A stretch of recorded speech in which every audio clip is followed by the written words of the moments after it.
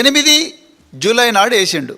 నిజంగా ప్రజా ప్రయోజనాల వ్యాజ్యం వేసిన వెంటనే మొట్టమొదట ఆయన పిటిషన్ లిస్ట్ అయిన వెంటనే ముందు గవర్నమెంట్ ప్లీడర్లకు నోటీసులు పోతాయి. అంటే ఆయన ప్రతివాదులుగా ఎవరిని పేర్కొన్నాడు? Principal secretary BC welfare, principal secretary SC welfare, principal secretary tribal welfare, principal secretary minority వెల్ఫేర్ను ప్రతివాదులుగా పేర్కొన్నాడు ఆయన. సో పిటిషన్ లిస్ట్ అయిన వెంటనే ఫస్ట్ జరిగే పని ఏంటయ్యా అంటే ఇక్కడికి ఈ నలుగురికి నోటీస్ పోతుంది. ఇగో మరి ఒక విజయ్ గోపాల్ అనే ఒక అడ్వకేటు ఇది రాజ్యాంగ విరుద్ధం, ఈ రాజ్యాంగంలో ఉండే అధికరణాలకు విరుద్ధంగా ఉన్నది, మరి సామాజిక న్యాయానికి సమానత్వానికి విరుద్ధంగా ఉన్నదని ఆయన అంటున్నాడు. అసలు మీ జీవోల ప్రకారం జీవోలతోని సంక్షేమ పథకాలు నడపడం కాదు, దీనికి చట్టబద్ధత ఉండాలి అని చెప్పి ఆయన అంటున్నాడు. మీ రెస్పాన్స్ ఏంటి అని చెప్పేసి మరి ఆ రోజు నోటీసులు ఇష్యూ చేసిండు. అడ్మిషన్ అయిపోయింది. ఏది 8వ తారీఖు జూలై నెలలో. ఇక గమ్మత్ ఏందయ్యా అంటే 8వ తారీఖు జూలై నెలలో అయితే ప్రతిసారి కూడా అడిషనల్ అడ్వకేట్ జనరల్ గారు, వీళ్ళ జీతం ఎంత ఉంటుందో తెలియాలి ప్రజలకు, అడిషనల్ అడ్వకేట్ జనరల్ గారు కానీ అడ్వకేట్ జనరల్ కానీ ఎప్పుడైనా కేసులకు అటెండ్ అయితే 3 లక్షలు 4 లక్షలు 5 లక్షల రూపాయలు కేసుకి ఇంత తీసుకుంటారు. వాళ్ళు ఒక అపియర్ అయ్యి గవర్నమెంట్ తరఫున మాట్లాడితేనే వీళ్ళకి లక్షల రూపాయలు, కేసుకు ఒక 3-4 లక్షల రూపాయలు పోతుంది. ఈ అడ్వకేట్ జనరల్ గారు మరి వాళ్ళు 1, 2, 3 ఎన్ని వాయిదాలు పడ్డాయి? 8వ తారీఖు నాడు ఒక వాయిదా పడ్డది, 5వ తారీఖు నాడు 5వ తారీఖు నాడు, తర్వాత ఆగస్టు 6వ తారీఖు నాడు, మళ్ళీ 7వ తారీఖు నాడు. ఇన్ని వాయిదాలు తీసుకున్న తర్వాత కూడా చివరికి గౌరవ న్యాయమూర్తి గారు ఏమన్నారయ్యా అంటే, The learned additional advocate general, the matter was urgent to file counter with respect to the legal sanctions made to such government orders by the next date of hearing. Since no counter has been filed till date, the impugned government orders.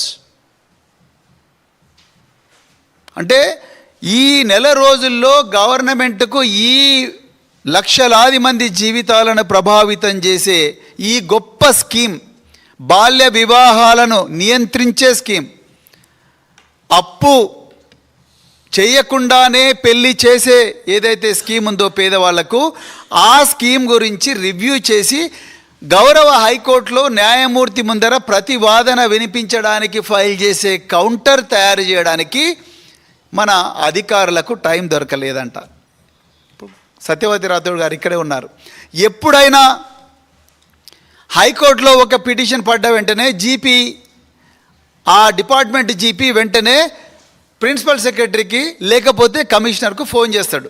Phone చేసి మీ మీద ఒక petition పడ్డది, అర్జెంటుగా counter తయారు చేసుకోండి. So వెంటనే సంక్షేమ భవన్లో మేమందరం కూర్చొని అసలు వాళ్ళు రాజ్యాంగబద్ధంగా ఏం పాయింట్లు లేవనెత్తినరు, ఇది ఎందుకు రాజ్యాంగబద్ధము, వాళ్ళు చెప్పింది రాజ్యాంగబద్ధం ఎందుకు కాదు అని చెప్పి మేము కౌంటర్ తయారు చేసి పారా వైజ్ రిమార్క్స్ అన్ని కూడా మొత్తం కూడా తయారు చేసుకొని ప్రిన్సిపల్ సెక్రటరీలో కూర్చుంటాడు, ఆయన దగ్గరికి పోయి ఆ విషయాన్ని గౌరవ మంత్రి గారి ముందు ఒకసారి డిస్కస్ చేసి, దాని తర్వాత అవసరం అనుకుంటే లా సెక్రటరీ దగ్గరికి ఫైల్ సర్క్యులేషన్ చేపించి అక్కడి నుంచి దాన్ని ఒక కౌంటర్గా తయారు చేసి ఆ అఫిడవిట్ మీద ప్రిన్సిపల్ సెక్రటరీ సంతకం చేస్తాడు, లేకపోతే కమిషనర్ సంతకం చేస్తాడు. సంతకం చేసి అక్కడికి కోర్టుకు తీసుకుపోయి సబ్మిట్ చేస్తారు. ఇప్పుడు కళ్యాణ లక్ష్మి షాదీ ముబారక్లో నోడల్ ఏజెన్సీ ఎవరయ్యా అంటే పొన్నం ప్రభాకర్ గారు. ఇక చూడుర్రి, పొన్నం ప్రభాకర్ గారు మమ్మల్నేమో ఏ మాట మాట్లాడినా తాడు బొంగరం లేని వాళ్ళు కూడా మాట్లాడుతున్నారు అంటాడు. అయ్యా పొన్నం ప్రభాకర్ గారు, ఇప్పుడు మీరు ప్రూవ్ చేయాలి తెలంగాణ ప్రజలకు, మీకు తాడు బొంగరం ఉన్నదా, మీ మంత్రులకు ఉన్నదా, మీ సంక్షేమ శాఖ మంత్రులకు మీరు ఇప్పుడు చెప్పాలి తెలంగాణ ప్రజలకు. ఎందుకంటే లక్షలాది మంది మహిళల జీవితాల్లో మట్టి పోసిండు మీరు ఈ గౌరవ హైకోర్టు ముందర మీరు వాదించలేక. నిజంగా మీరు తాడు బొంగరం మీకే ఉందనుకుంటారు కదా, మీరు తురుముకాన్లు అనుకుంటున్నారు కదా, మీరు పంచుల మీద పంచులు ఇచ్చుకుంటున్నారు కదా, గాంధీ భవన్లో కూర్చొని తాంత్రిక విద్యలు చేపిస్తూ అడ్డగోలుగా మాట్లాడుతూ దుర్మార్గమైన భాష మాట్లాడుతూ ఇష్టం వచ్చినట్టు ఇక్కడ మాట్లాడలేని భాషను మీరు గాంధీ భవన్లో ఆ గ్రహచార భవన్లో కూర్చొని మాట్లాడుతున్నారు కదా. మీకు నెల రోజుల నుంచి ఈ పిటిషన్ నడుస్తున్నది. మరి మీకు ఒక్క రోజున ఏమయ్యా అని చెప్పి మీ ఆఫీసర్ని అడిగినరా ప్రభాకర్ గారు? మీరు మీ బీసీ వెల్ఫేర్ శాఖనే కళ్యాణ లక్ష్మికి షాదీ ముబారక్కు నోడల్ శాఖ. మరి మీరు ఒక బీసీ వెల్ఫేర్ శాఖ మంత్రిగా, సీనియర్ మంత్రిగా మీరు ఏం చేయాల్సి ఉండే? సాంఘిక సంక్షేమ శాఖ మంత్రిని, గిరిజన సంక్షేమ శాఖ మంత్రిని, మైనారిటీ సంక్షేమ శాఖ మంత్రిని వాళ్ళ అధికారులందరినీ కూర్చోబెట్టుకొని విజయ్ గోపాల్ అడ్వకేట్ ఎవరో పిఏఎల్ వేసిండయ్యా. పిఏఎల్ అంటే మామూలు విషయం కాదు.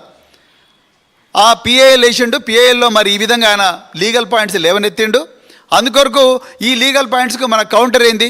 అర్జెంటుగా పిలవండి అడిషనల్ అడ్వకేట్ జనరల్, మన జీపీలందరినీ పిలవండి అని వాళ్ళందరినీ పిలిచి, ఎందుకంటే మీరు జీపీలకు ప్రభుత్వ ఖజానా నుంచే జీతం ఇస్తున్నారు కదా. అడిషనల్ అడ్వకేట్ జనరల్ కూడా మీరు ప్రభుత్వ ఖజానా నుంచే జీతం ఇస్తారు. ఆయన కేసు బై కేసు లక్షల రూపాయలు ఆయన చేతిలో పెడతారు. మరి అలాంటప్పుడు మీరు ఎందుకు దీని మీద రివ్యూ చేయలేదు? రివ్యూ ఒకవేళ చేసుంటే ప్రభాకర్ గారు ఇలా మీరు ప్రజల ముందర పెట్టాలి. ఇదే ఎప్పుడు గన్ పార్క్ అంటారుగా, మీరు రండి, అందరు గన్ పార్క్ రండి. మహేష్ కుమార్ గౌడు, పొన్నం ప్రభాకరు, అడ్లూరు లక్ష్మణ్ కుమారు, సీతక్క, అజరుద్దీను, మీరందరూ కూడా ఆ నోట్ ఫైల్ పట్టుకొని రండి మీకు దమ్ముంటే. ఆ పారావైజ్